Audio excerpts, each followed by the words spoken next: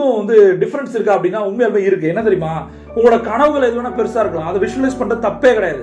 But உங்களுடைய பொருளாதாரம் எதை சொல்லுது? இப்ப நீங்க கடனோட இருக்கீங்கன்னா உங்களோட கனவு BMW இருக்கணுமா? ஒரு BMW போறீங்க, ஒரு 1 கோடி ரூபாய் காருக்கு போறீங்கன்னா இனிஷியலா ஒரு 30 lakhs கட்டுறீங்கன்னா மாசம் ஒரு 1.5 லட்சம் EMI கட்டணும். இதெல்லாம் கணக்கு பண்ணி பாருங்க, எங்கேயோ போய் நிற்கும். ஆல்மோஸ்ட் ஒரு 30 to 60% அதிகமாகும். இது இப்ப தேவையா?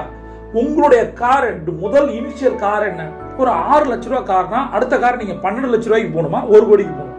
இதுதானே 10 ரூபாய், 20 ரூபாய், 30 ரூபாய், 40 ரூபாய், அப்பதான் 100 ரூபாய். இப்ப எல்லாரோட மைண்ட் என்ன தெரியுமா, 10 ரூபாய் சம்பாதிக்கும் போது 100 ரூபாய். அதை ட்ரீம் பண்றது தப்பு இல்ல, கோல் செட்டிங் வைக்கிறது தப்பு கிடையாது. பிராக்டிகலா 3x மேல பிராக்டிகலா பிசினஸ்ல அச்சீவ் பண்ண முடியுமா? 10x பண்ண முடியும், 100x கூட பண்ண முடியும். அது பிராக்டிகலா எல்லா இடத்தையும் பண்ண முடியுமா? அதனால ஸ்டெப் பை ஸ்டெப் பிராக்டிகல் காரை வாங்க. முதல்ல 6 லட்சம், 12 லட்சம், 25 லட்சம், அப்புறம் 50 லட்சம், 1 கோடி. இதுதானே ஒரு சிஸ்டம்.